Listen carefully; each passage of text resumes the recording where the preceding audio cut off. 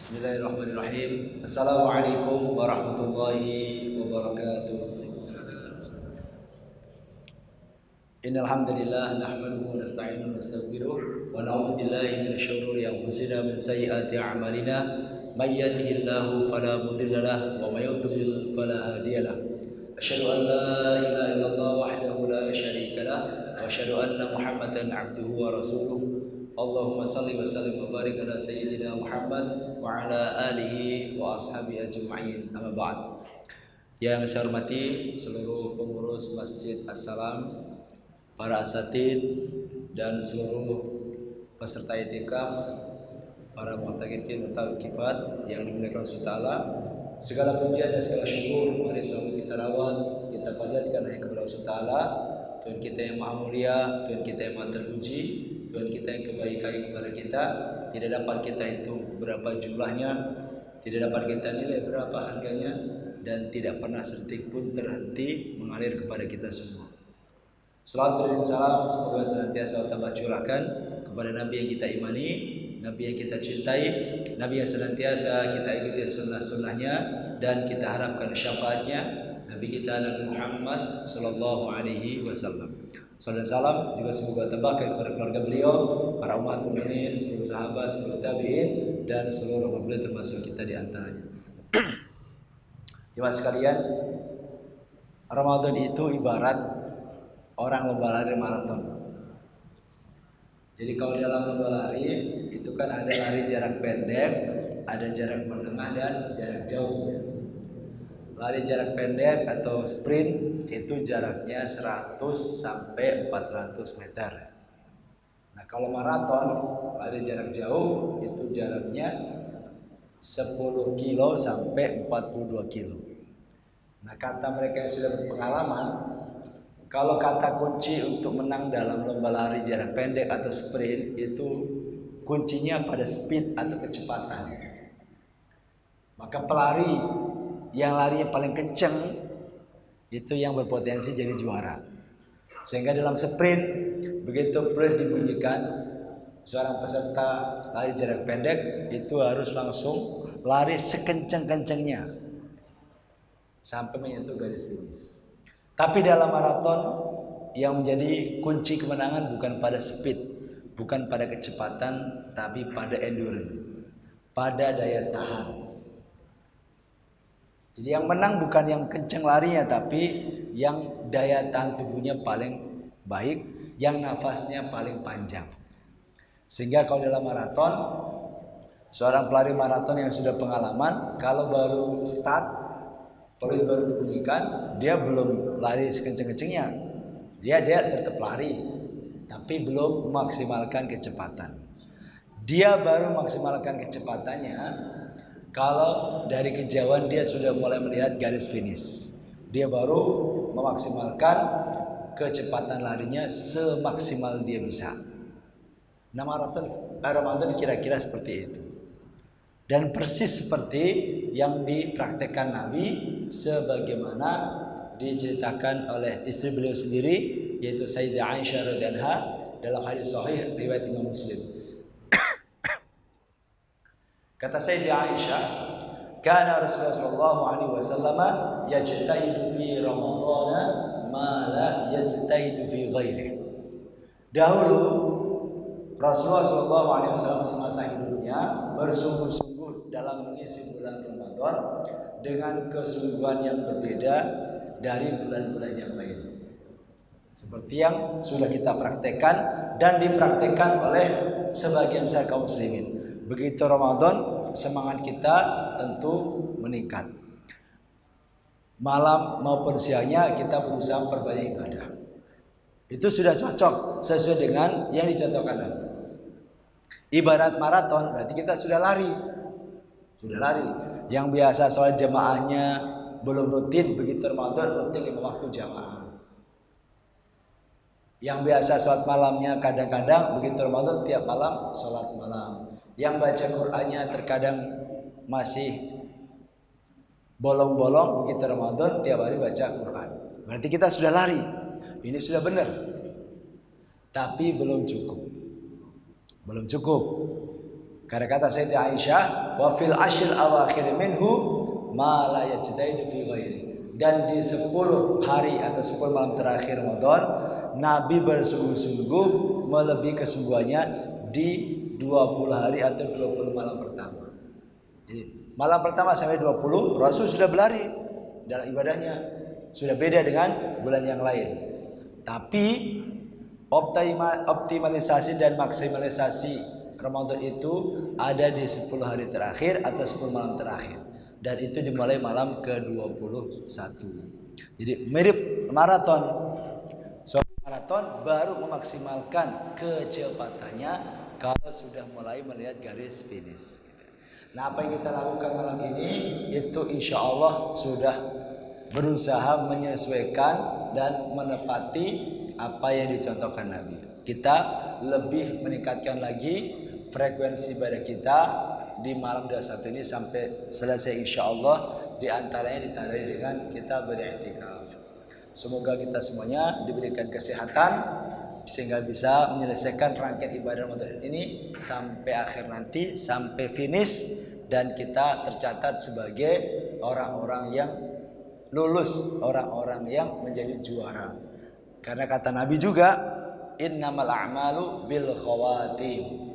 Sesungguhnya amalan-amalan itu dinilai berdasarkan penutupnya, berdasarkan akhirnya. Sama lah dalam perlombaan kan, juara itu siapa? Ya yang sampai finish. Gitu. Gak mungkin orang itu dikatakan juara meskipun awal-awal itu dia terdepan. Nah, dalam ibadah juga sama. Bahkan dalam total keseluruhan hidup kita pun orang itu dikatakan husnul khatimah kalau penutup hidupnya itu kebaikan. Nah, semoga kita juga semuanya termasuk orang-orang yang nanti husnul khatimah. Amin ya rabbal alamin.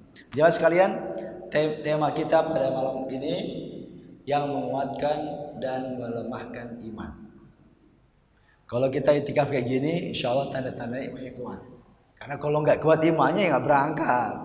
Berat lah. Yang berangkat ini insya Allah imannya lagi pada kuat insya Allah. Amin. Baik. Terkait dengan sifat iman yang naik dan turun, menguat dan melemah, bertambah dan berkurang, itu memang iman secara umum orang mukmin. Tapi kalau imannya hamba Allah Ta'ala itu ada 3 macam. Maaf lagi batu dan serak karena kebanyakan makan bawang ya Pak. Kebanyakan makan gorengan jadi serak. Jadi kalau imannya hamba Allah Ta'ala itu ada 3 macam Pak Bu. Ada iman hamba Allah Ta'ala yang wala la yazidu wala yanqus. Iman hamba Allah yang tidak bertambah tapi juga gak pernah berkurang. Ini imannya siapa?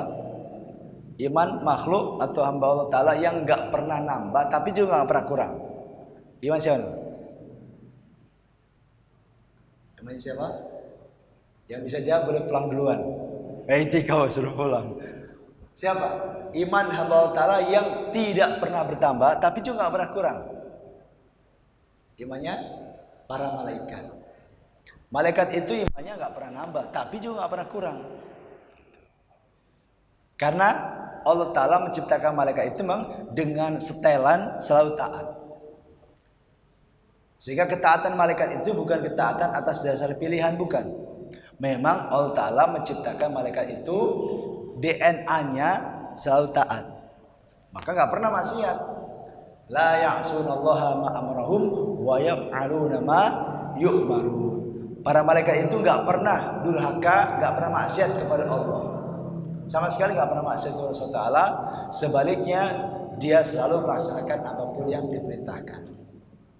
Semua yang diperintahkan dilaksanakan dan gak pernah maksiat. Imannya konstan, imannya statis. Yang kedua, imannya hamba Allah yang yazidu wala yanqus, bertambah tapi gak pernah berkurang. Ini adalah imannya para nabi dan para rasul. Jadi kata para ulama, nabi dan rasul itu imannya bisa bertambah tapi tidak berkurang. Kenapa mereka tidak berkurang imannya? Karena mereka ini adalah hamba-hamba Allah yang maksum, yang terjaga dari dosa dan kemaksiatan. Jadi Allah menjaga mereka dari perbuatan dosa, perbuatan maksiat, juga gangguan setan. Sehingga tak pernah para nabi, para rasul itu bermaksiat, tidak pernah. Sehingga imannya nggak pernah turun. Tapi kalau bertambah bisa. Nah yang ketiga, imannya orang mukmin selain nabi dan rasul itu yang sifatnya yazidu wa yanqusu, bertambah dan berkurang. Nah iman kita ini itu iman yang mengenal dua sifat ini. Ya kadang bertambah, kadang berkurang, kadang menguat, kadang melemah, kadang naik, kadang turun. Nah karena pada malam ini kita akan bahas tema ini, yang menguatkan dan melemahkan iman. Apa sih yang menguatkan iman kita dan apa saja yang dapat melemahkan iman kita? Jemaah sekalian, iman bertambah dan berkurang ini sudah merupakan kesepakatan dari para ulama. Di antaranya disampaikan Imam Ahmad, al-imanu qaulun wa amal yazidu wa yanqusu. Iman adalah perkataan dan amalan, bisa bertambah dan bisa berkurang. Iman ini tidak cukup hanya dalam hati, tetapi iman itu juga mencakup perkataan dan perbuatan sebagai pembuktian dari iman itu sendiri. Maka tidak dikatakan orang beriman yang hanya meyakini tapi tidak pernah diucapkan, juga tidak pernah dibuktikan dengan perbuatan. Abu Thalib kan dia mengetahui bahwasanya disampaikan Nabi itu benar, tapi sayangnya Abu Thalib tidak pernah mau bersyahadat, sehingga tidak dikatakan sebagai orang yang beriman. Jemaah sekalian, naik turunnya iman itu bukan hanya dialami oleh orang-orang akhir zaman seperti kita. Bahkan sekelas para sahabat Nabi sekalipun itu terkadang juga mengalami hal yang serupa. Di antaranya kita ketahui dari curhatan Handalah kepada Rasulullah SAW. Handalah al-Usaidi itu adalah sahabat Nabi yang sekaligus merupakan satu di antara beberapa sekretaris Nabi. Di dalam hadis ini itu ada cerita dari seorang sahabat Nabi namanya Handalah al-Usaidi. Ini nama laki-laki ya, tapi memang kayak nama perempuan ada tak marbutohnya. Tapi ini nama laki-laki, Handalah al-Usaidi. Ini seorang sahabat Nabi sekaligus sekretaris. Sekretaris Nabi itu banyak. Seperti yang kita ketahui, Nabi itu adalah seorang yang ummi. Nabi kita Muhammad itu seorang yang ummi, la yaktubu wa la yaqra. Gak bisa nulis, gak bisa baca. Atau la yaqra wa la yaktub, gak bisa baca, gak bisa tulis. Nabi Muhammad. Tapi itu memang merupakan skenario dan takdir Allah. Bukan karena Nabi bodoh, bukan. Kalau orang kita nggak bisa baca tulis kan biasanya karena bodoh. Tapi kalau Nabi itu la yaqra wa la yaktub, nggak bisa baca, nggak bisa tulis, bukan karena Nabi bodoh, bukan. Tapi memang Allah takdirkan beliau seperti itu. Allah skenariokan beliau seperti itu untuk hikmah yang sangat penting sekali. Apa hikmahnya Nabi kita nggak bisa baca, nggak bisa tulis? Hikmahnya adalah supaya tidak ada tuduhan bahwa Quran itu hasil karangan Nabi. Ini bukan, dan ini tidak akan menurunkan derajat Nabi sebagai seorang Nabi, tidak. Karena yang namanya tidak bisa baca dan tidak bisa tulis di zaman Rasul itu sesuatu yang lumrah. Biasa orang nggak bisa baca tulis di zaman Nabi itu banyak. Bukan aib. Kalau orang sekarang nggak bisa baca, nggak bisa tulis, itu termasuk kekurangan, termasuk aib. Tapi zaman Nabi tidak. Itu satu ya. Jadi jangan kita merasa, kok Nabi nggak bisa baca tulis sih. Kesannya itu sesuatu yang jelek. Tidak. Di zaman itu tidak. Karena mayoritas orang tidak bisa baca, tidak bisa tulis. Kayak zaman bapak kita lah. Zaman bapak kita, zaman kakek nenek kita, itu kan nggak bisa baca tulis kan biasa kan. Tapi kan juga bapak kita yang nggak bisa baca tulis bukan berarti mereka bodoh kan. Banyak yang pintar-pintar, apalagi hitung duit, pintar sekali. Nah zaman Rasul apalagi kan jaraknya lebih jauh. Sehingga itu bukan aib.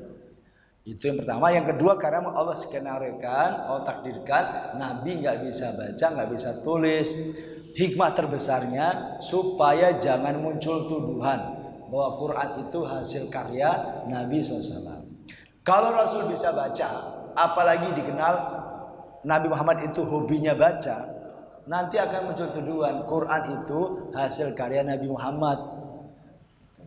Itu buah pikir beliau, hasil dari banyak baca buku-buku terdahulu. Karena Nabi Muhammad itu pinter, lalu bikin karya baru namanya Quran. Akan muncul tuduhan seperti itu. Tapi Allah kan maha tahu, maha bijaksana, ilmu Allah sempurna. Maka Nabi ditakdirkan gak bisa baca, gak bisa tulis. Nah karena beliau gak bisa baca, gak bisa tulis, beliau punya sekretaris, banyak sekretarisnya. Ada Muawiyah bin Abi Sufyan, Ali bin Abi Thalib, termasuk juga Zaid bin Thabit, dan juga salah satunya adalah Handalah al-Usaidi.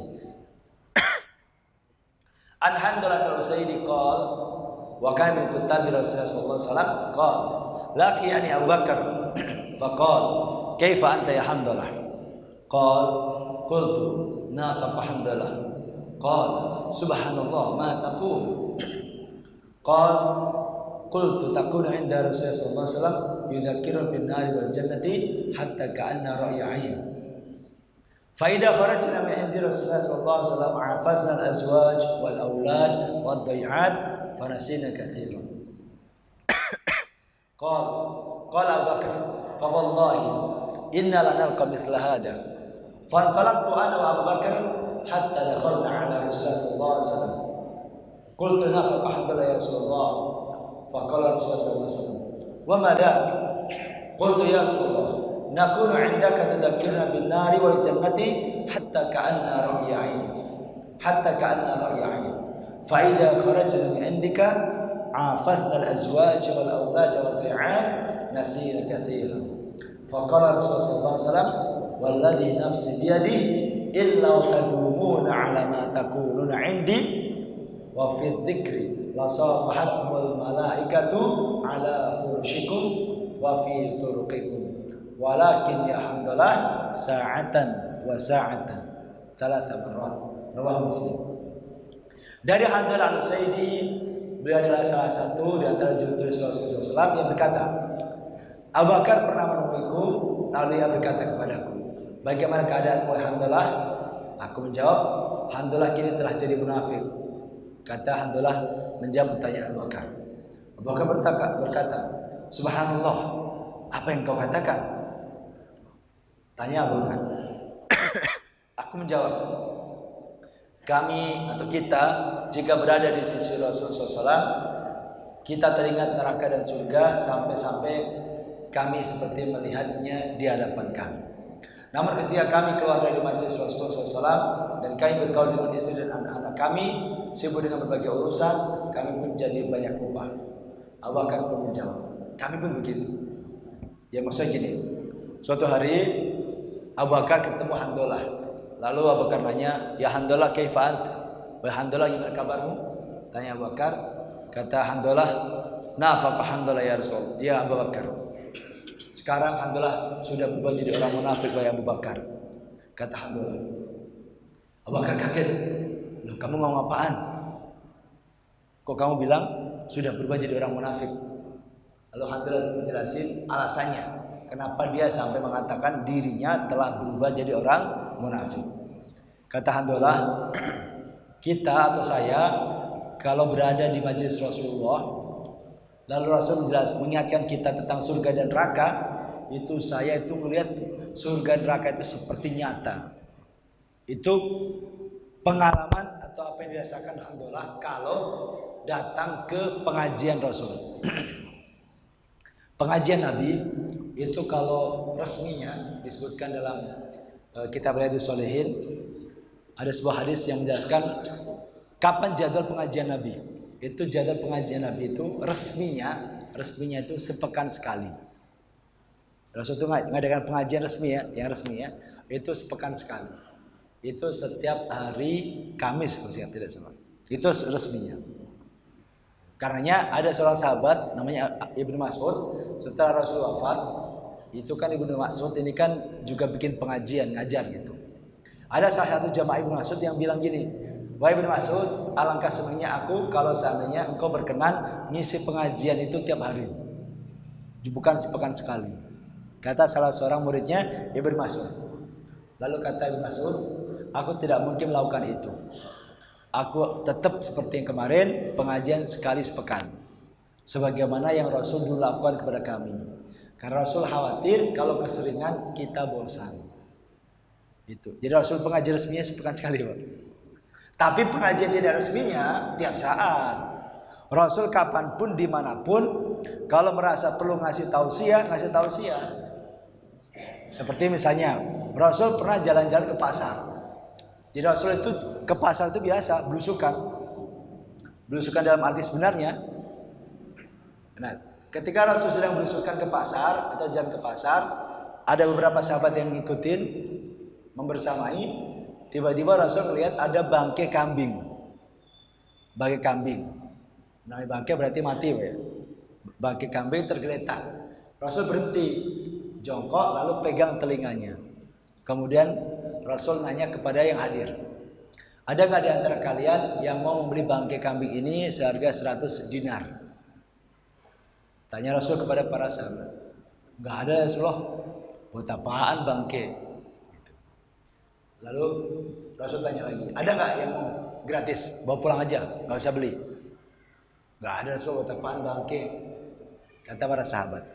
Nah, setelah melihat ekspresi dan penolakan para sahabat ketika ditawarin bangkai ini, suruh beli murah 100 dirham nggak mau, gratisan pun nggak mau, Rasul masuk kepada inti nasihat. Kata beliau sallallahu alaihi wasallam, sesungguhnya dunia di mata Allah SWT itu lebih hina dibandingkan harga kambing ini, bangkai kambing ini di mata kalian. Jadi kata Rasulullah, sesungguhnya dunia ini dengan segala isinya di hadapan Allah lebih hina, lebih tidak berharga dibandingkan bangkai kambing ini di hadapan kalian. Itu kata Rasulullah SAW. Karena kalau soal dunia Allah bagi pada semuanya, termasuk yang kafir-kafir. Karena bagi Allah dunia itu nilainya lebih rendah dibandingkan bangkai kambing ini. Tapi kalau dia nanya, tapi kalau orang pada berebut dunia, terus perasaan kita ngeliat dunia indah dah, kok disamakan dengan bangkai kambing oleh Allah SWT, bahkan lebih rendah. Oh iya, kita memandang dunia itu indah, ada emas gitu ya, ada berlian, ada mobil Pajero, ada hotel-hotel dengan fasilitas yang mewah, ada jet-jet pribadi yang luar biasa, luxnya gitu. Perasaan dunia indah dah, taman-taman juga banyak yang indah. Kenapa oleh Allah SWT disamakan dengan bangkai ini? Perumpamaannya kira-kira seperti ini, Pak. Jadi bagi Allah dunia ini yang kelihatan gemerlap ini itu hina banget. Meskipun kita rebutan, itu ibaratnya gini. Bapak Ibu pernah lihat empang lele atau kolam lele? Kolam lele kalau yang di kampung-kampung itu terkadang makanannya apa, Bu? Kotoran kan? Kotoran manusia ya, bener gak? Empang lele itu kalau di kampung-kampung kan suka sebagian makanannya adalah kotoran manusia. Bagi manusia yang buang kotoran di empang itu, kotoran itu menjijikkan kan gitu. Tapi bagi lele-lele ketika ada kotoran yang jatuh ke situ, itu dianggap ini menu yang sangat lezat sekali. Makanya mereka rebutan. Bagi manusia itu menjijikkan. Bagi lele itu menggiurkan, lezat sekali. Nah kira-kira dunia itu kayak gitu. Di mata Allah ini hina, meskipun kita ngelihatnya indah luar biasa. Nah nasihat ini itu disampaikan Nabi lagi jalan-jalan ke pasar. Itu Nabi. Tapi resminya pengajian itu sepekan sekali. Nah Handalah Al-Usaidi ini kalau datang ke pengajian Nabi, lalu Nabi bicara tentang akhirat, jelasin surga dan neraka, itu beliau merasa seolah-olah gambaran Nabi itu menjadikan surga itu begitu terlihat nyata oleh Handalah. Neraka itu begitu gamblang sekali. Terasa banget. Tapi kata Handalah, kalau saya sudah pulang, ketemu istri, ngobrol kesana kemari, ketemu anak, main-main, atau sibuk dengan urusan kerjaan, Alhamdulillah merasa suasana seperti yang kemarin yang yang beliau rasakan ketika di majelis Rasul itu pelan-pelan mulai hilang, kata Handalah. Sehingga Handalah merasa kok imannya kayak gini ya, sering berubah-ubah ya. Jadi Handalah merasa saya ini kayak orang munafik Abu Bakar. Imanku kalau di dekat Nabi naik, kalau jauh dari Nabi turun. Dan itu berulang. Jadi saya merasa saya kayak orang munafik, kata Handalah kepada Bakar. Mendengar penjelasan itu Abu Bakar mengatakan, "Lah saya juga gitu. Inna lanalqa mithla hada." Sesungguhnya kami juga menemui yang serupa. Kemudian aku dan Abu Bakar pergi menghadap Rasulullah SAW. Lalu aku berkata, jadi setelah itu Handalah dan Abu Bakar sama-sama menghadap Rasul, minta nasihat.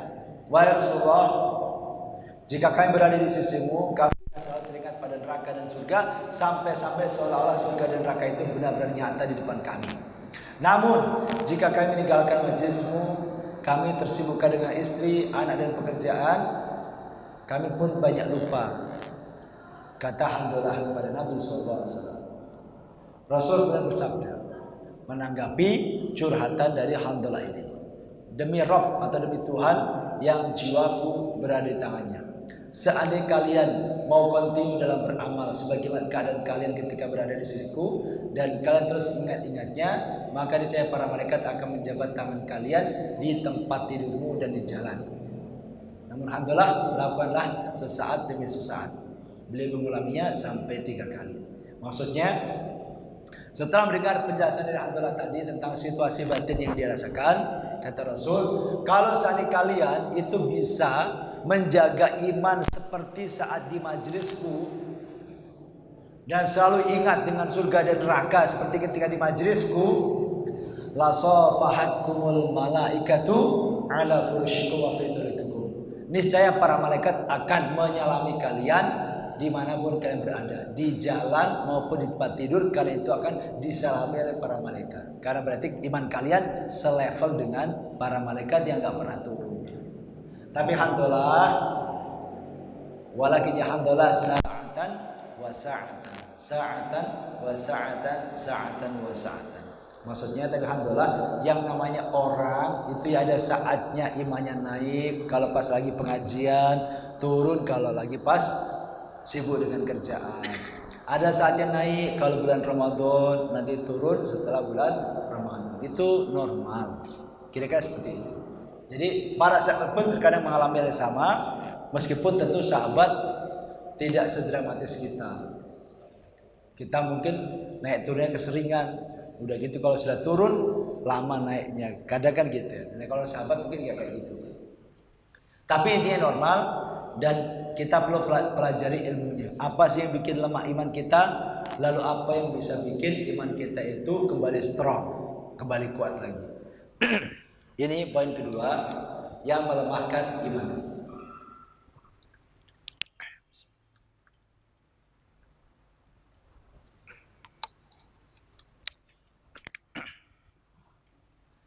Yang pertama jemaah sekalian, yang melemahkan iman itu melakukan kemaksiatan. Dosa. Melakukan dosa itu bagian dari hal yang menjadikan iman kita itu lemah. Kata Imam Ibnu Qayyim al-Jauziyah dalam kitab Madarijus Salikin, fal ma'asil imani kal maradi wal humma lil quwwati sawa'an bi sawa'in. Walidzalika qala salaf al ma'asi baridul kufri kama anna al humma baridul maut. Pengaruh maksiat terhadap keimanan itu seperti pengaruh penyakit dan demam terhadap kekuatan badan. Persis sama. Jadi pengaruh maksiat kita terhadap iman itu seperti pengaruh penyakit dan demam terhadap kekuatan badan kita. Sebagaimana badan kita pun akan melemah ketika terserang penyakit atau terserang demam, demikian pula iman kita akan melemah ketika kita melakukan kemaksiatan. Sebagai ulama terdahulu mengatakan, maksiat mengantarkan kepada kekufuran, sebagaimana demam dapat mengantarkan kepada kematian. Orang demam itu bisa menjadi sebab akhirnya orang itu meninggal. Orang maksiat itu juga bisa menjadi sebab orang itu menjadi kufur. Ini pengaruh kemaksiatan. Nyata sekali kemaksiatan bisa mempengaruhi iman kita. Ketika kita melakukan maksiat, berarti kita sedang membuat hati kita terluka, sakit dan lemah. Bahkan yang lebih parah adalah ketika maksiat tadi mengantarkan kepada matinya iman. Hingga iman tidak bisa mendeteksi kebenaran dan penyimpangan. Jadi orang bermaksiat itu sesungguhnya dia sedang menjadikan imannya, dirinya sendiri itu sakit, merusak sendiri. Makanya Allah Ta'ala ketika mensifati syirik itu disebut sebagai perbuatan zalim. Zalim kepada diri sendiri. Jadi orang maksiat, orang melakukan dosa, itu sesungguhnya dia zalim. Karena tidak ada satu maksiat, tidak ada satu dosa kecuali pasti akan merusak hidup kita. Itu pasti. Kita melakukan dosa, itu kita sedang merusak hidup kita. Karena apapun yang kita lakukan dari kemaksiatan pasti punya dampak kepada hidup kita, baik di dunia maupun di akhirat. Sebaliknya, apa yang Allah perintahkan itu pasti membawa maslahat untuk hidup kita. Tidak ada satupun ajaran yang disampaikan oleh agama kita yang mempunyai dampak buruk, tidak ada. Sebaliknya, semua yang dilarang itu pasti berdampak buruk. Kita sebutkan kemaksiatan apa yang tidak berdampak buruk. Berdampak buruk semuanya. Apa misalnya? Zina, jelas berdampak buruk.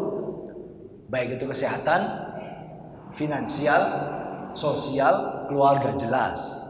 Korupsi, ya jelas. Korupsi apalagi sampai 271 triliun, dampaknya itu luar biasa parahnya. Tapi kalau yang diperintahkan oleh Islam pasti manfaat, nggak ada yang tidak.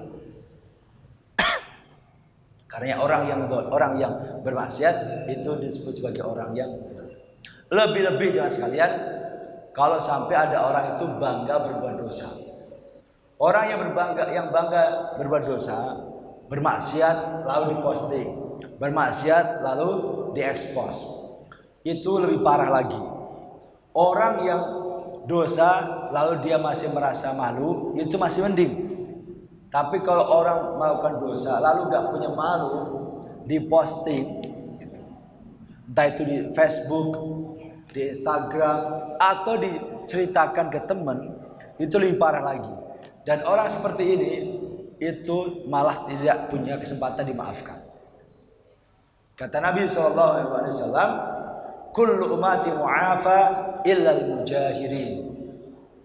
Minal mujaharati an ya'mala ar-rajulu al-'amala bil-lailin thumma yusbihu wa qad satarahu Allahu 'alaihi fa yaqul ya fulan 'amiltu al-barihata kada wa kada wa qad bata yasruhu Allahu 'alaihi wa yusbihu yaksifu sitrullahi 'an. Muttafaqun 'alaih.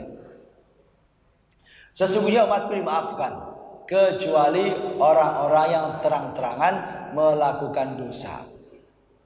Termasuk terang-terangan atau mujaharah dalam bermaksiat adalah seseorang berbuat maksiat pada malam hari, keesokannya Allah menutupi kesalahan tersebut, tetapi dia justru mengatakan, wahai fulan, tadi malam aku melakukan ini dan itu.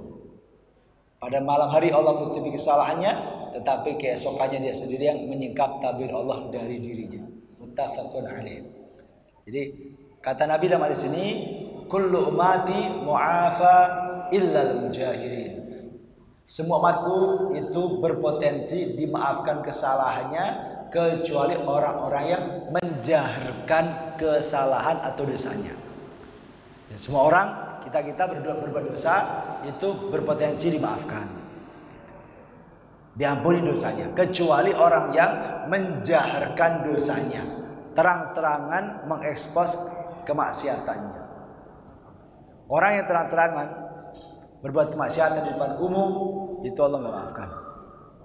Kalau dia sengaja pamerkan itu tidak dimaafkan.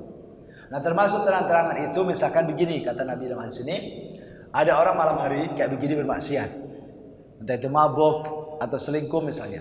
Nggak ada orang yang tahu, nggak ada. Keluarga yang nggak tahu, tetangga nggak tahu, teman nggak tahu, karena dia melakukannya di tempat jauh, misalkan ya. Besok pagi ngantor, lalu dia cerita ke teman kantornya, gua semalam habis sebotol, tapi nggak apa-apa ya. Padahal semalaman gak ada yang tahu, teman kantor gak ada yang tahu, keluarga gak ada yang tahu. Tapi dia sendiri pagi-pagi cerita ke temennya, gua semalam habis botol gak apa-apa, gak teler. Padahal biasanya baru sudah keliengan. Itu namanya menjaharkan kemaksiatan. Nah kalau kayak gini kata Nabi malah berpotensi tidak dimaafkan. Kenapa? Karena orang seperti ini itu melakukan dua kesalahan sekaligus. Pertama, bermaksiat itu dosa. Yang kedua, memamerkan kemaksiatan itu dosa tersendiri. Jadi mabok misalkan, mabok itu dosa. Tapi mabok di depan publik dengan pamer gelas misalnya sambil disulang, disuting, itu dua kesalahan. Mabok itu salah, pamer mabok itu kesalahan tersendiri. Karena ketika orang pamer kemaksiatan itu dia seperti sedang nantang Allah SWT yang bikin larangan mabok. Orang zina atau selingkuh itu dosa. Pamer perselingkuhan atau pamer perzinahan itu dosa tersendiri. Karena ketika orang memamerkan perselingkuhan, memamerkan perzinahannya, itu seperti nantang Allah SWT yang bikin larangan berselingkuh. Nah orang kayak gini, Allah tidak maafkan. Nantang ya, akhirnya seperti itu.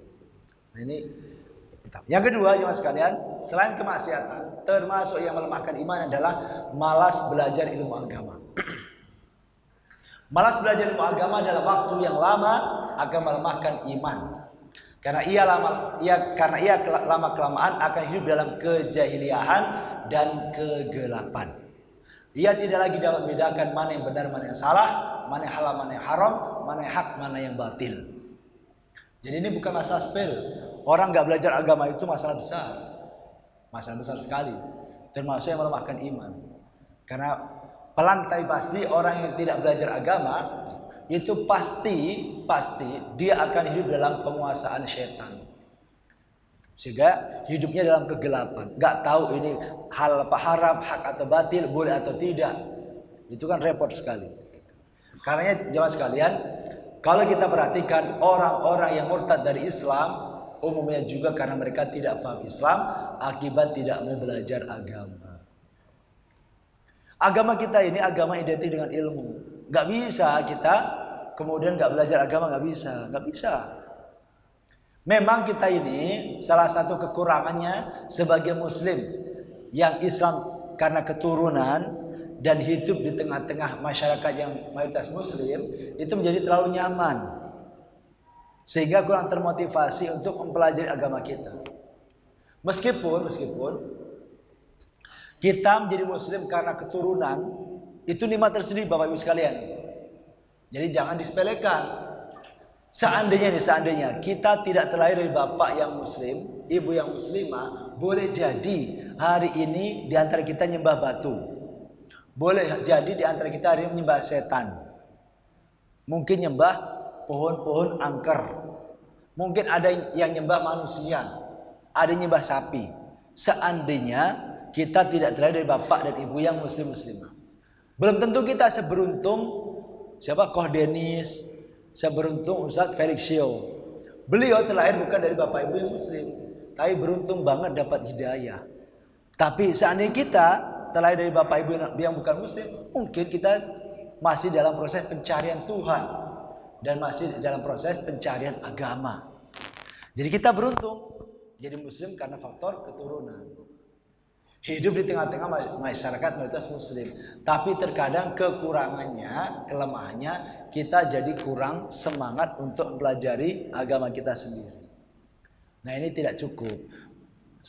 Sebagai bukti kita syukuri nikmat Islam, itu kita harus terus pelajari agama Allah yang mulia ini.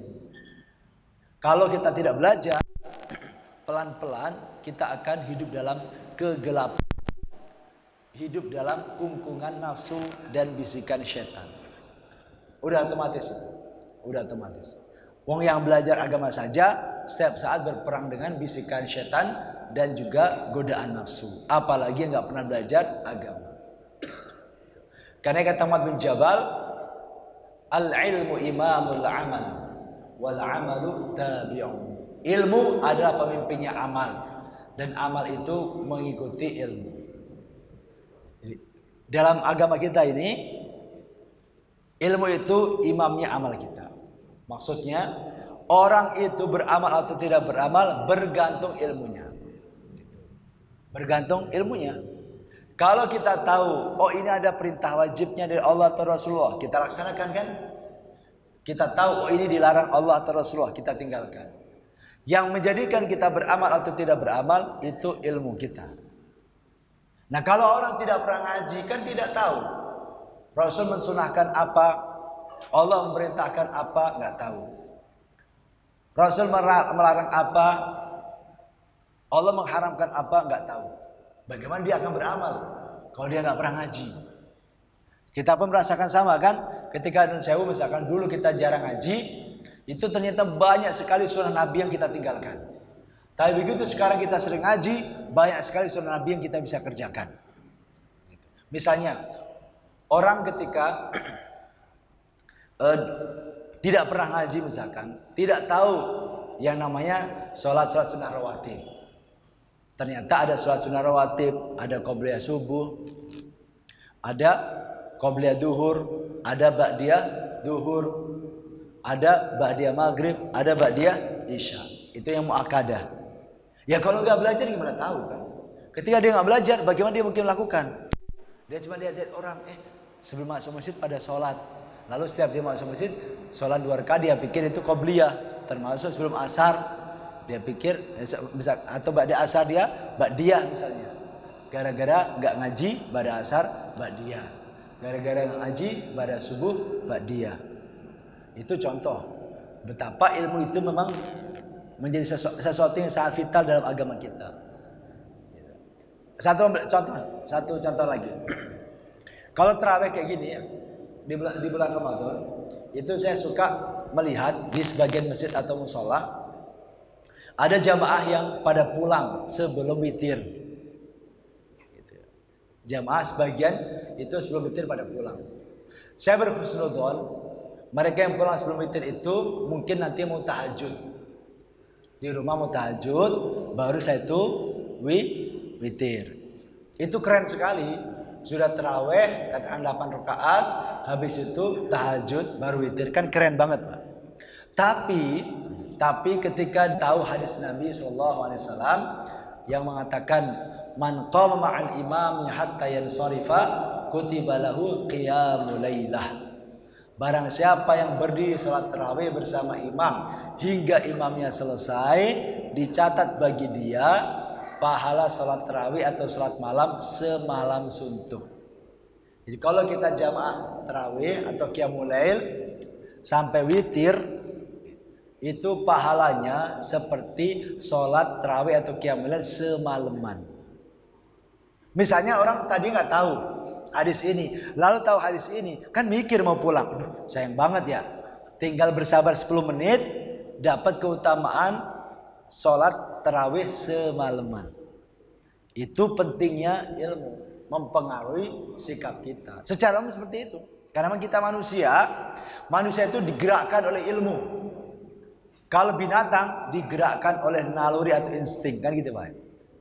Kita ilmu, manusia kok. Manusia itu penggeraknya ilmu. Dalam segala apapun. Bukannya dalam ibadah, di luar ibadah pun sama. Yang menggerakkan diri kita adalah ilmu. Makanya orang meskipun yang namanya obat itu pahit dan terkadang harganya mahal, tetap dibeli, tetap diminum, padahal harganya mahal, pahit. Kenapa? Karena dia tahu melalui penjelasan dokter bahwa kalau minum obat ini asam uratnya berkurang misalnya, kolesterolnya bisa sembuh misalnya. Akhirnya meskipun pahit dia mau beli obat itu dan dikonsumsi. Tapi racun itu meskipun saat dia manis, misalkan dibikin racun manis, orang dibagi gratis, nggak ada yang mau. Kenapa? Karena dia tahu meskipun manis ini akibatnya mati. Ilmu kan yang menentukan. Itu sederhananya seperti itu. Beda dengan binatang. Kalau binatang yang menggerakkan perbuatannya insting. Maka Bapak Ibu buka pintu rumah, ngelemparin kepala ikan, Ada kucing dimakan. Sekali kucing lihat kayak gitu, ada pintu berarti kepala ikan. Besok bapak ibu buka pintu, dianggap kepala ikan. Agak seperti itu naluri kucing. Kayak kita kan enggak kan? Kita kan bukan kucing. Kita manusia, maka tidak akan kita dipengaruhi oleh ilmu. Al-ilmu imamul amali wal amalu tabi'u. Ilmu adalah pemimpin amal dan amal itu mengikuti ilmu atau amal itu makmumnya ilmu. Baik ya. Yang ketiga, jemaah sekalian, di antara hal yang melemahkan iman yang ketiga adalah bermental materialistis dan terlalu mencintai dunia. Ini pelemah iman ketiga. Kata Ibnu Qayyim al-Jauziyah, muhibbud dunya la yanfaku min thalathin, hammun lazimun wa ta'abun daimun wa hasratun la tanqadi. Pecinta dunia tidak akan terlepas dari tiga hal: kegelisahan yang terus-menerus, kelelahan yang berkelanjutan, dan penyesalan yang tidak berkesudahan. Orang yang menjadi pecinta dunia, pecinta itu artinya cintanya berlebihan gitu. Kalau kita semua tentu cinta dunia kan, tapi jangan sampai menjadi pecinta. Kalau mencintai dunia pastilah, siapa sih yang nggak suka misalkan kendaraannya bagus? Tentu semua orang suka, normal. Tapi jangan sampai menjadi pecinta dunia dalam artian mencintai dunia secara berlebihan. Karena beda kan antara peminum kopi dengan penikmat kopi ya, beda ya. Kalau peminum kopi itu minum kopi sama gula. Tapi kalau penikmat kopi hanya kopi tanpa gula, kan kira-kira seperti itu. Nah, kata Ibnu Qayyim, pecinta dunia itu tidak akan lepas dari tiga hal. Pertama, kegelisahan terus menerus. Orang kalau pikirannya dunia, duit. Aset, gelisah terus. Yang kedua, ta'abun daimun, kelelahan yang berkelanjutan, capek. Ngejar dunia itu capek, seperti ngejar bayang-bayang. Juga seperti orang makan kuaci. Orang ngejar dunia itu seperti orang makan kuaci. Meskipun habis satu panci, orang makan kuaci sepanci, seember, itu tidak mengenyangkan. Tetapi yang capeknya pasti jelas. Makan kuaci seember nih, kan pegel pak mulutnya, bu, pegel kan? Tapi nggak kenyang kan? Dunia kayak gitu kira-kira. Kalau pikiran kita dunia terus, capek iya. Puas kagak. Orang yang tadinya baru punya rumah satu, pengen punya rumah satu lagi. Begitu sudah punya rumah 3, pengen punya villa. Oh kan, nambah lagi. Nanti sudah punya villa di puncak misalnya, pengen punya villa di luar negeri. Loh, pengen lagi kan? Kenapa? Karena dia selalu lihat yang di atas. Ternyata di atas dia masih ada lagi yang lebih kaya. Pengen terus. Itu yang kedua. Yang ketiga, orang pecinta dunia itu tidak lepas dari penyesalan yang berkesudahan, khususnya ketika sudah meninggal dunia. Karenanya dalam Al-Quran dikatakan, ketika orang itu meninggal dunia, itu kan dia mengatakan kepada Allah, ya Allah, kenapa engkau tidak tangguhkan umurku barang sebentar, supaya aku bisa bersedekah dan aku menjadi orang yang soleh. Itu penyesalan orang ketika baru meninggal dunia, nyesel dia. Apalagi ketika di akhirat, nyesel sekali kalau sampai orang itu terlalu berpikiran dunia. Yang keempat, terlalu banyak melakukan hal yang mubah dan tidak berfaedah. Itu juga bisa melemahkan iman. Kata Nabi SAW, la tukthir dhahik fa inna kathratud dhahik tumitul qalb. Jangan kalian banyak tertawa, sesungguhnya banyak tertawa dapat mematikan hati. Jadi tertawa terbahak-bahak, banyak canda berlebihan, itu bisa mematikan hati.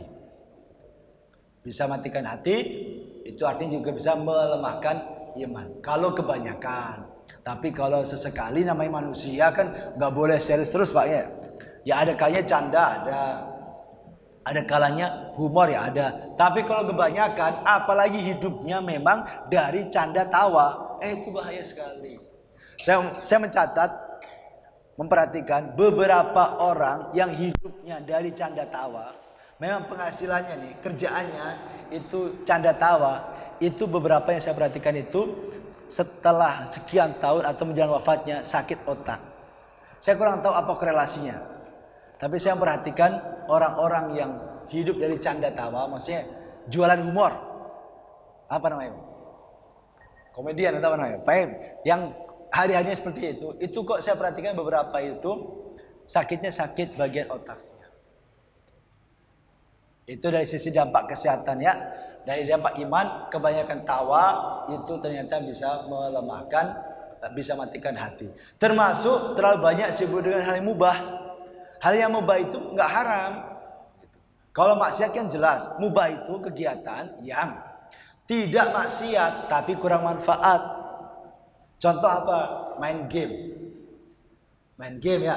Main game kan mubah ya. Boleh kan Pak Bu main game? Boleh. Asal yang dimainin bukan game yang porno misalnya, boleh. Tapi kalau kebanyakan ini berbahaya. Karena sibuk dengan mubah itu, kata Ibnul Qayyim Al-Jauziyah juga, itu satu di antara 6 jebakan setan. Setan itu menggoda manusia itu dengan banyak cara. Sebagaimana juga disampaikan Allah Ta'ala dalam Al-Quran, wala tattabi'u khutuwati asyaitan innahu lakum aduwwum mubin. Jangan kalian mengikuti langkah-langkah setan. Sesungguhnya setan itu musuh yang nyata bagi kalian. Allah sebutkan jangan ikuti langkah-langkah setan. Berarti setan itu punya banyak langkah. Nah, oleh Ibnul Qayyim Al-Jauziyah, langkah setan itu dirangkum ada 6 langkah utama. Yang pertama, kata Ibnul Qayyim, setan itu langkah pertamanya ketika menggoda manusia itu mengajak manusia untuk melakukan perbuatan syirik atau kufur. Itu langkah pertama. Jadi semua orang itu sebenarnya setan berusaha menjadikan dia kafir atau musyrik. Termasuk kita, setan itu pinginnya kita ini jadi orang kafir atau musyrik. Tapi alhamdulillah kita dapat hidayah sehingga kita menjadi hamba Allah Ta'ala yang setiap saat rukuk sujud kepadanya. Yang kedua, kalau gagal menjadikan orang itu musyrik atau kafir, setan akan turun ke langkah kedua, yaitu orang itu yang terlanjur menjadi muslim akan dijadikan orang yang muslim tapi hobi atau menyukai penikmat perbuatan-perbuatan bid'ah yang sesat. Perbuatan bid'ah itu perbuatan yang tidak ada dalilnya. Tidak ada dalilnya baik secara langsung atau tidak langsung, tetapi dianggap bagian dari agama. Itu bid'ah. Itu yang kedua. Yang ketiga, kalau gagal dia akan membisiki orang itu supaya mau melakukan perbuatan dosa besar. Berzina, mabuk, korupsi, durhaka kepada orang tua, memutus silaturahim, itu dosa-dosa besar. Yang keempat, kalau gagal membisiki orang untuk melakukan dosa besar, syaitan akan membisiki orang untuk melakukan dosa kecil sebagai pintu masuk suatu hari nanti agar terjerumus dalam dosa besar. Misalnya, kalau sekarang belum mempan untuk dibisiki berzina atau berselingkuh, setan sabar dulu. Langkah keempat, orang itu digemarkan untuk nonton video atau gambar-gambar porno. Kalau keseringan yang nonton gambar porno, kan nanti gampang kalau dijerumuskan pada perbuatan zina yang sebenarnya. Nah, yang kelima, kalau gagal menyibukkan orang, gagal membisiki orang melakukan dosa, baik dosa besar atau dosa kecil, maka langkah kelima, setan akan menyibukkan orang itu dengan kegiatan acara yang bersifat mubah. Tidak dosa, tapi nggak ada manfaatnya atau kurang manfaat, itu mubah. Ternyata mubah itu bagian dari jebakan setan yang kelima. Selain main game, misalnya apa? Kalau ibu-ibu belanja di keranjang Shopee berlebihan, nyemplung itu, nyemplung gitu. Tiap hari kegiatannya gitu. Oh, hiburan. Boleh kan sebenarnya? Boleh. Tapi kalau keseringan, khawatir masuk jebakan setan. Apalagi di Ramadan ada kegiatan mubah yang rawan jadi jebakan setan, yaitu bukber. Buka puasa bersama itu boleh. Bahkan bisa berpahala kalau tujuannya untuk meningkatkan ukhuwah, atau persaudaraan. Tapi kalau keseringan, khawatirnya masuk dalam jebakan syaitan. Kalau keseringan, saya dapat cerita, ada orang itu jadwal bukbernya tiap hari. Tiap hari ganti-ganti bukber. Nah, kalau tiap hari bukber, kapan terawihnya kan gitu. Coba ganti.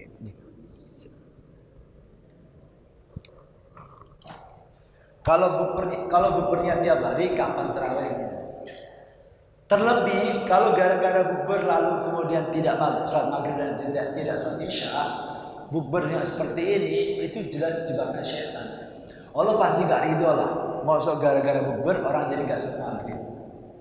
Kalau bukbernya di masjid aman, tapi kalau bukbernya di rumah makan, kalau ngelihat tempat sholatnya kecil, yang datang ratusan orang, kan banyak yang akhirnya males ngantri wudhu, males musolanya kecil kan. Akhirnya gara-gara bukber orang nggak pada sholat, itu berbahaya. Itu masuk dalam jebakan syaitan. Tapi bukbernya sendiri monggo saja, tapi harus diperhatikan jangan keseringan sampai mengorbankan tarawih, apalagi mengorbankan maghrib dan isya. Kalau mengorbankan tarawih masih bisa dimaklumi lah, kan sunnah, juga bisa dilakukan sendirian nanti di rumah. Nyanyian dan musik yang melalaikan juga bisa menjadi penyebab lemahnya iman. Kata Abdul bin Mas'ud al-ghina aw yubitu nifaqa fil qalb. Nyanyian itu dapat menimbulkan kemunafikan dalam hati. Jadi maksud tentu nyanyian-nyanyian yang memang berbau maksiat atau nyanyian yang melalaikan. Tapi terkadang kan juga ada nyanyian atau nasyid ya, syair-syair yang membuat semangat juga ada. Memang tidak semuanya, tetapi kalau nyanyian itu yang membuat kita lalai dari agama, menjauhkan dari Allah SWT, itu bisa matikan atau melemahkan iman.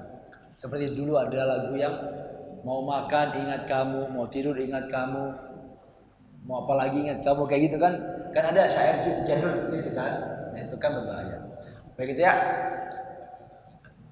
Yang kelima, aktif dalam komunitas yang melalaikan.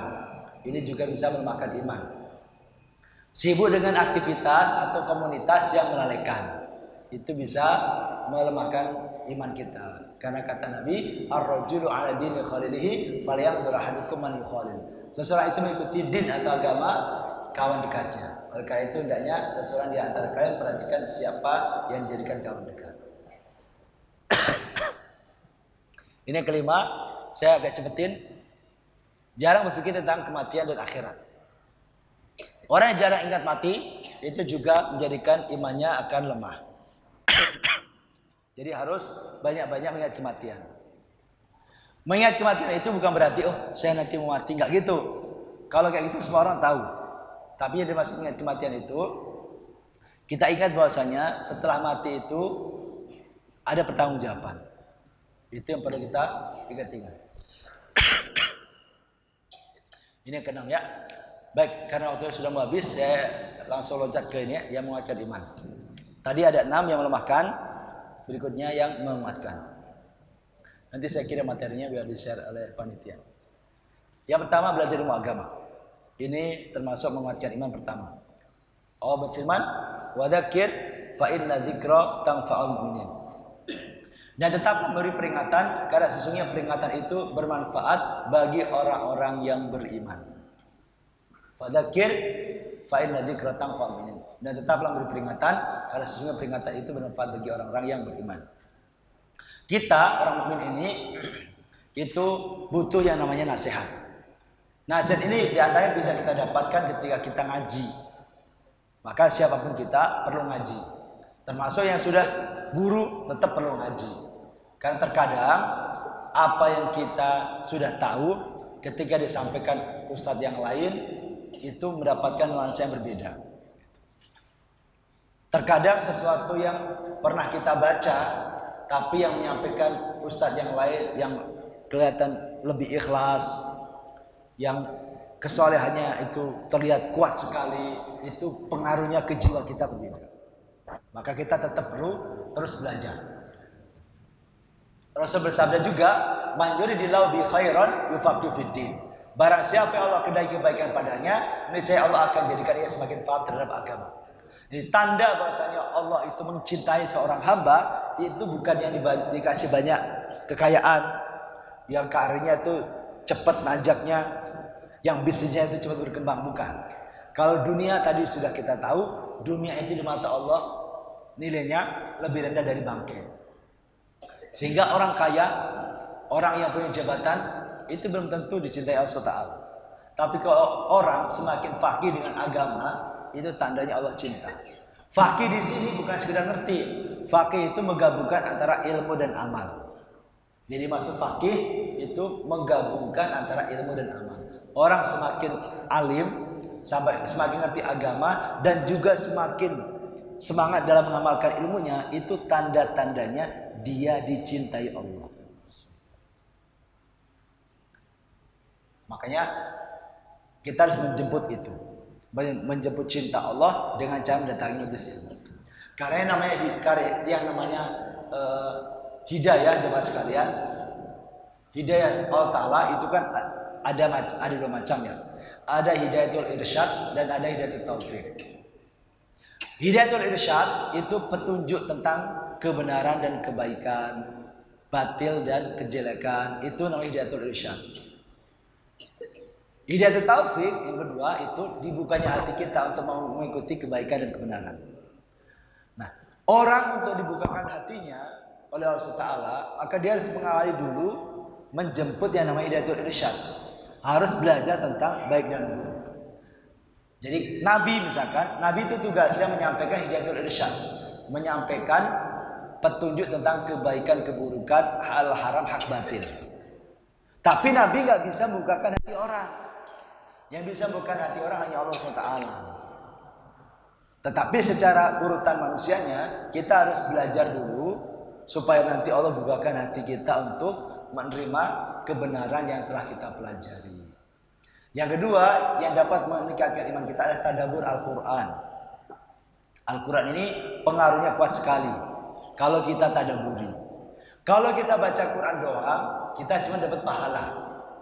Bapak Ibu baca Quran, meskipun nggak tahu artinya, dapat pahala. 10 pahalanya per hurufnya, meskipun nggak tahu artinya. Yang kita tahu artinya dari Quran yang kita baca kan sedikit, Pak. Al-Fatihah, Al-Falaq, Anas kita tahu. Tapi Al-Baqarah, Ali Imran, yang khatam 30 juz, yang kita tahu kan sedikit. Berpahala nggak? Berpahala. Kok bisa? Iya, karena Nabi SAW ketika menjelaskan pahala baca Quran itu Nabi ngasih contohnya alif lam mim. Jadi kata Nabi kan pahala bacaan Quran itu kan 10 per hurufnya. Lalu Rasul mengatakan wala aqulu alif lam mim harf, walakin alif harf, lam harf dan mim harf. Jadi pahala baca Quran itu 10 per huruf. Lalu Rasul mengatakan, aku tidak mengatakan alif lam mim itu 1 huruf, tidak. Tapi alif lam mim itu 3 huruf. Alif 1 huruf, lam 1 huruf, mim 1 huruf. Nah, yang tahu arti alif lam mim itu hanya Allah Taala. Yang tahu arti alif lam mim cuma Allah. Tahu arti sesungguhnya hanya Allah Taala. Tapi itu kata Nabi tetap dapat pahala 10. Berarti kalau kita baca Al-Baqarah meskipun nggak tahu artinya, tetap dapat pahala per hurufnya 10. Satu halaman itu kira-kira ada 500 huruf. Saya udah pernah hitung. Di per halaman itu kira-kira 4,5 sampai 550 huruf.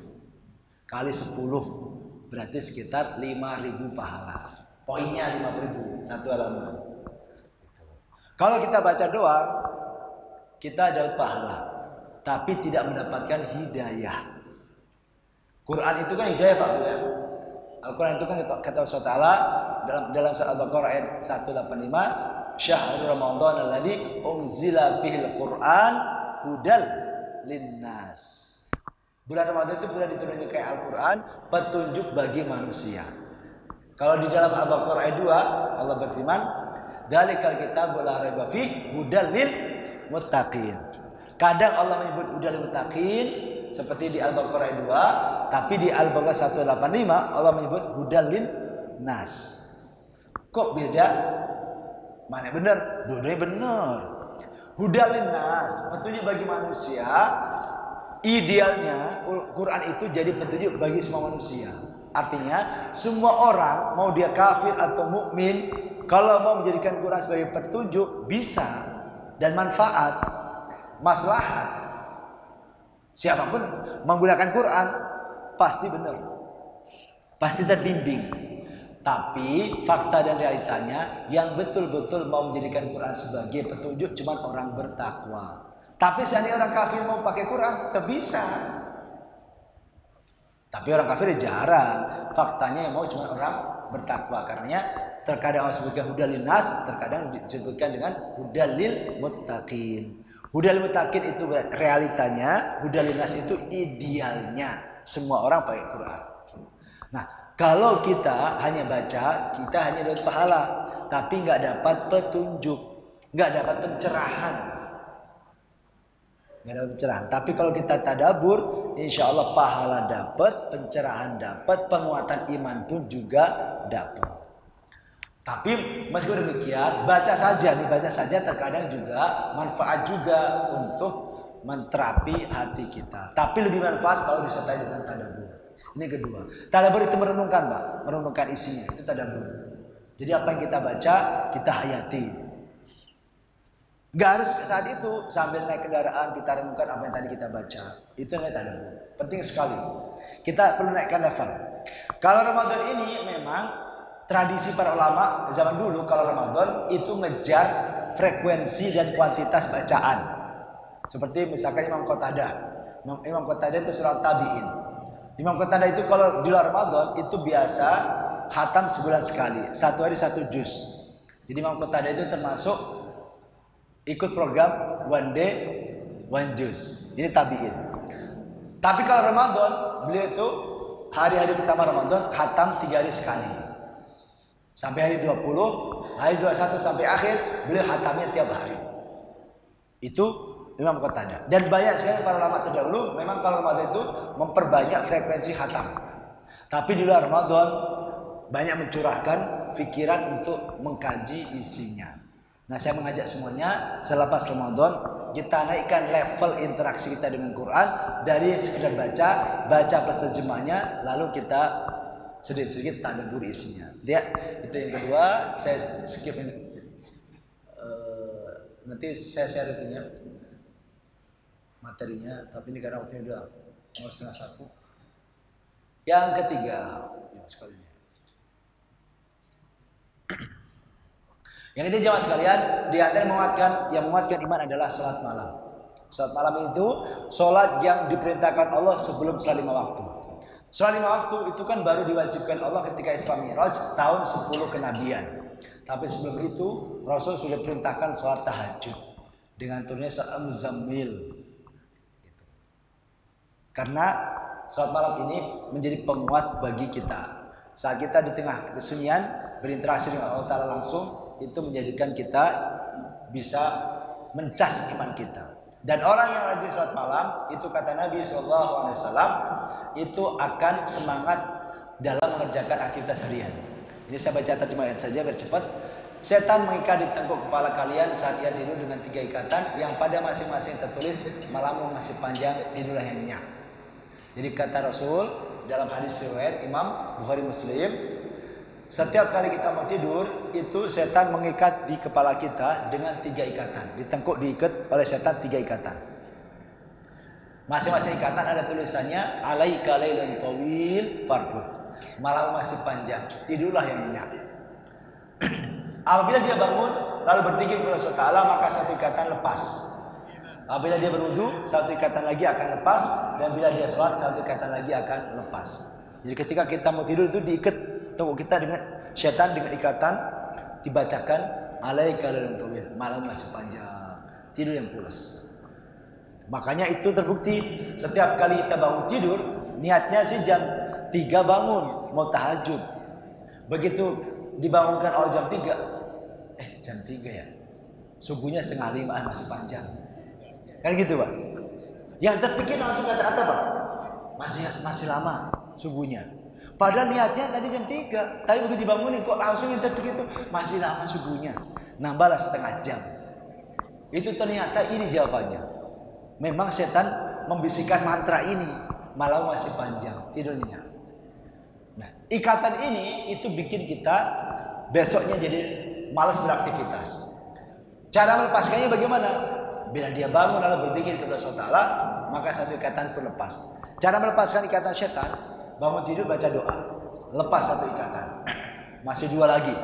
Ikatan kedua lepasnya kalau wudhu, lepas. Ikatan ketiga lepasnya kalau kita sholat. Maka yang sholat tahajud, kata Nabi, sehingga di pagi hari dia dalam keadaan semangat dengan jiwa yang lapang. Namun jika dia tidak melakukan hal itu, maka dia pagi harinya jiwanya kotor dan dia jadi malas. Jadi orang yang malamnya tahajud itu kata Rasul, besoknya itu semangat dalam aktivitas, jiwanya pun lapang, jiwanya pun sehat, gak gampang marah, gak gampang tersinggung, gak uring-uringan. Tapi kalau orang gak pernah tahajud, itu kurang semangat hidupnya, gampang emosian, gampang uring-uringan, gampang tersinggungan. Kalau kita merasa itu, obatnya tahajud. Tapi kalau saya perasaan gak pernah tahajud tapi santai aja, lebih keren lagi kalau tahajud, lebih produktif lagi kalau tahajud. Itu kata Nabi. Pokoknya kata Nabi pasti benar. Yang keempat, perbanyak zikir. Memperbanyak zikir itu menguatkan iman. Baik zikir setelah sholat ataupun yang kita baca setiap kita beraktivitas. Kita mau makan baca basmalah, setelah makan baca doa. Mau masuk kamar mandi berdoa, keluar kamar mandi berdoa. Itu bagian dari zikir. Bagian dari zikir. Jadi doa yang kita baca sebelum dan setelah aktivitas itu bagian dari zikir. Selain juga zikir-zikir yang biasa kita baca itu juga menjadikan iman kita menguat insya Allah. Baik, agak cepetan lagi. Yang kelima, biasakan puasa sunnah. Tapi kita Ramadan, Allah wajibkan kita puasa tiap hari. Alhamdulillah. Maka insya Allah yang Ramadan kan imannya pada naik, gitu ya. Terakhir, bersahabat dengan orang-orang soleh. Jadi penting, karena kita manusia makhluk sosial, yu'athiru wa yata'azzar bihi. Kita ini manusia mempengaruhi lingkungan, tapi juga dipengaruhi lingkungan. Maka berkumpul dengan orang-orang soleh itu bagian dari kebutuhan kita, supaya kita terpengaruh kesolehan teman-teman kita. Demikian jemaah sekalian yang bisa sampaikan. Maaf kalau kepanjangan. Saya kembalikan lagi kepada Pak Indriansyah.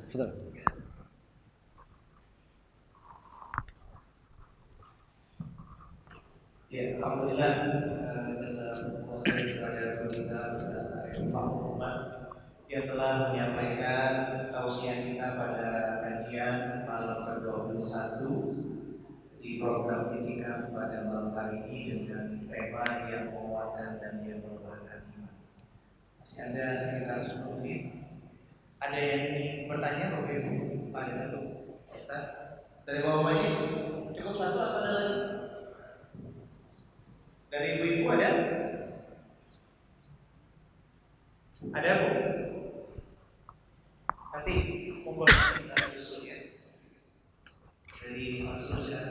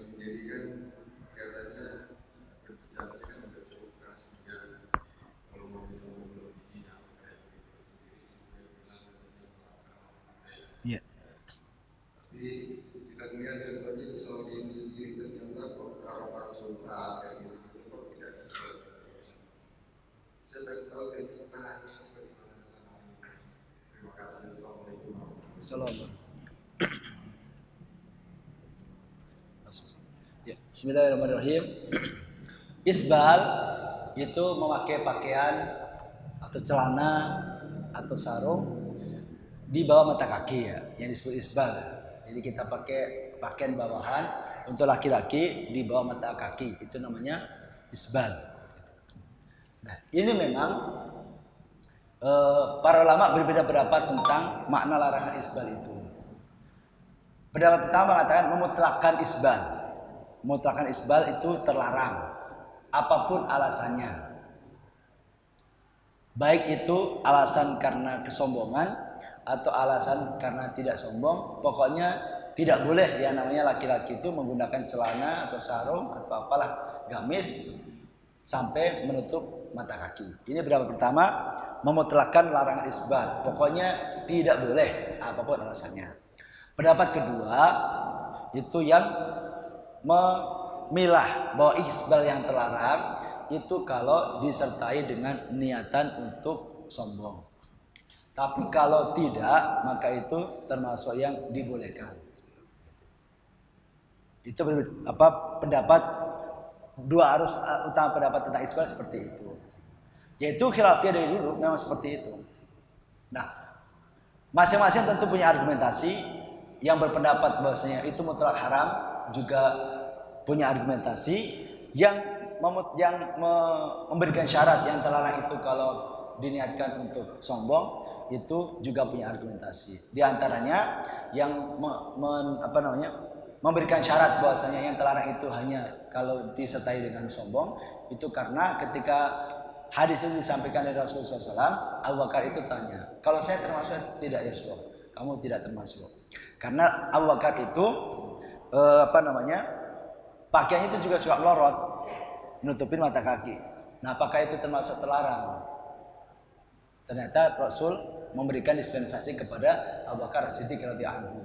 Dia tidak termasuk kategori orang yang melakukan itu secara khuyala dengan motivasi kesombongan. Apa hubungannya dengan kesombongan? Zaman dulu para sultan, para raja-raja itu untuk menunjukkan statusnya, orang-orang kaya untuk menunjukkan status itu gamisnya itu yang share. Jadi kalau orang kaya zaman dulu itu sebagai statusnya bahwasanya dia kaya raya itu pakai gamis yang share ke tanah. Makanya kemudian itu secara historisnya yang saya pahami, historisnya itu yang kemudian muncul larangan dari Nabi Sallallahu Alaihi Wasallam. Karena dulu kebiasaan orang kaya yang dulu itu kayak gitu. Nah, titik temunya kita tentu sebagai bukan siapa-siapa tidak boleh mengatakan titik temu, tapi kita ngikut siapa gitu. Kalau saya mencari titik temu itu berarti saya memberikan penilaian kepada pendapat para ulama-ulama ini. Tapi kalau saya pribadi milih yang mana gitu. Jadi kita ini kan hanya ngikut pendapat ulama Pak ya. Gitu. Kita yang ikut pendapat ulama.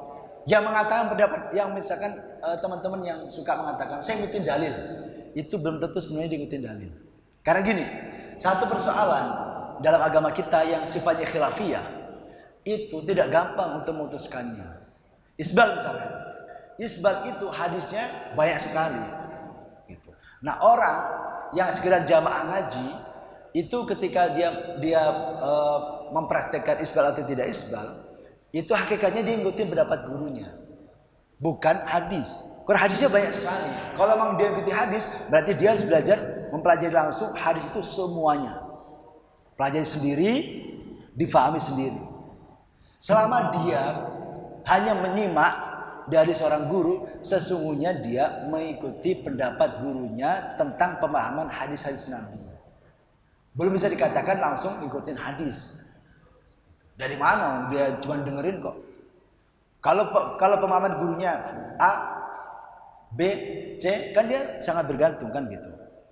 Maka kalau yang lebih tepat untuk saya sampaikan bukan jalan tengahnya, bukan tarjihnya, tapi mengikuti pendapat yang mana. Saya lebih cenderung mengikuti pendapat yang kedua, bahwasanya isbal itu bukan pengharaman mutlak, tetapi pengharaman bersyarat. Kalau dilakukan itu dengan niat untuk menunjukkan kesombongan, untuk menunjukkan status sosial, nah itu yang terlarang. Tapi kalau ya tidak ada niatan apa-apa gitu, hanya sebatas ya kebiasaan saja, maka insya Allah itu menurut yang saya pahami, yang saya ikuti pendapat kedua itu tidak apa-apa. Awal misalnya. Demikian. Kalau di sini. Monggo. Assalamualaikum warahmatullahi wabarakatuh. Pertanyaan tentang iman. Saat ini kan kita tidak lepas dari media sosial dan handphone itu sepertinya sudah menjadi kebiasaan.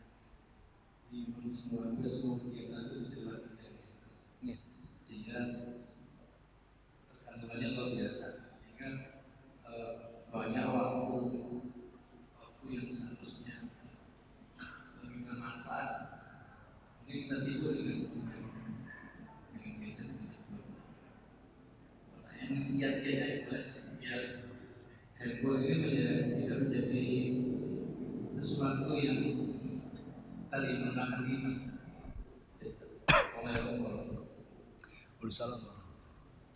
Ya, ini satu realita dan fakta ya, bahwasanya gadget, handphone ini memang godaan besar lah. Sering diistilahkan sebagai setan gepeng. Handphone itu sering disebut sebagai setan gepeng. Setan karena dia godaannya, karena menggoda, gepeng karena bentuknya. Gitu. Itu fakta. Nah, untuk bisa tahan godaan setan gepeng ini, itu salah satu kiatnya memang ada kedisiplinan dan azam yang terus azam atau tekad yang terus diperbaharui. Karena dia ada di dekat kita. Dia ada di dekat kita. Sehingga banyak orang baru bangun tidur langsung buka HP. Mau tidur pun buka HP. Di mana-mana buka HP.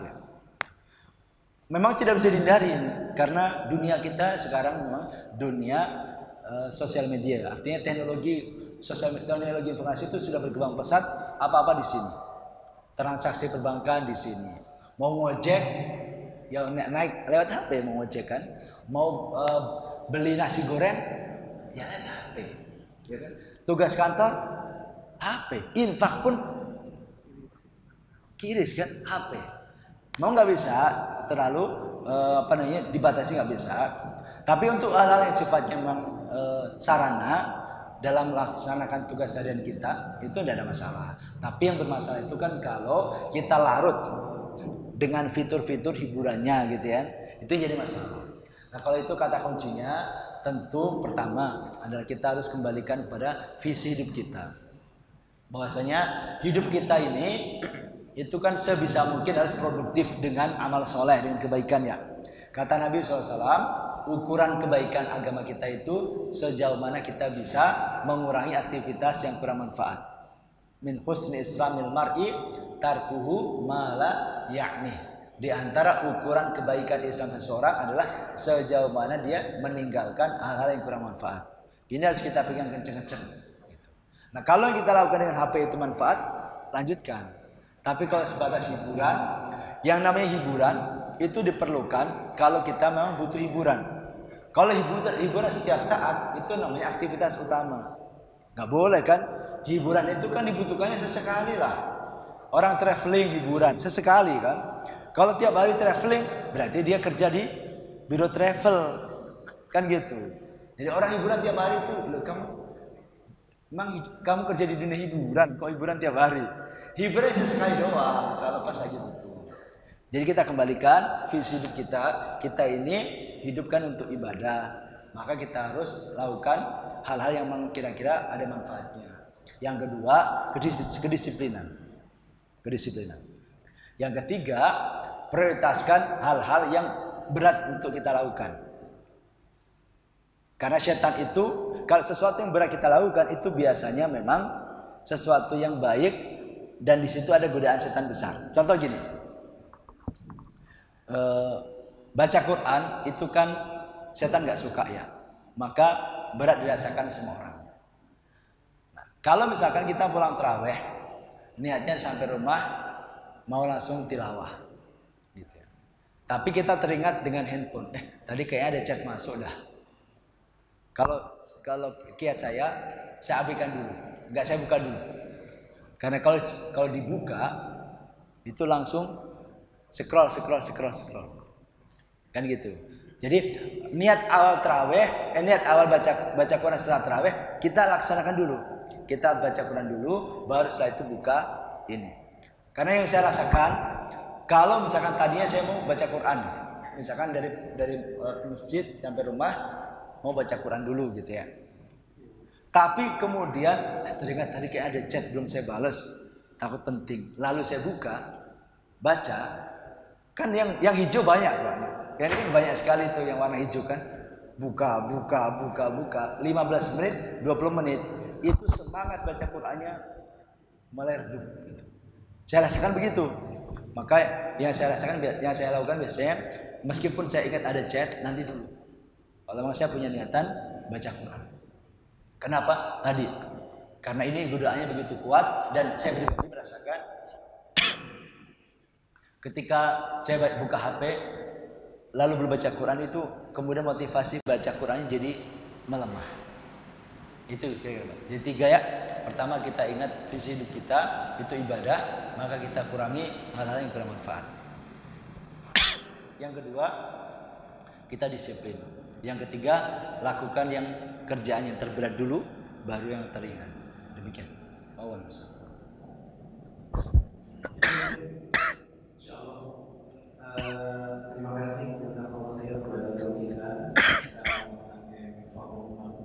yang telah menyampaikan materi pada malam hari ini. Mudah-mudahan kita lebih mawas diri lagi terhadap hal-hal yang menjadi faktor melemahkan iman kita dan semakin bersemangat untuk melakukan hal-hal yang membuat iman kita semakin bertambah. Hadir jamaah, kita salam yang dimuliakan Allah Subhanahu wa taala. Kita tutup dengan penutup majelis. Subhanallah wa bihamdika asyhadu an la ilaha illa anta astaghfiruka wa atubu ilaik. Assalamualaikum warahmatullahi wabarakatuh.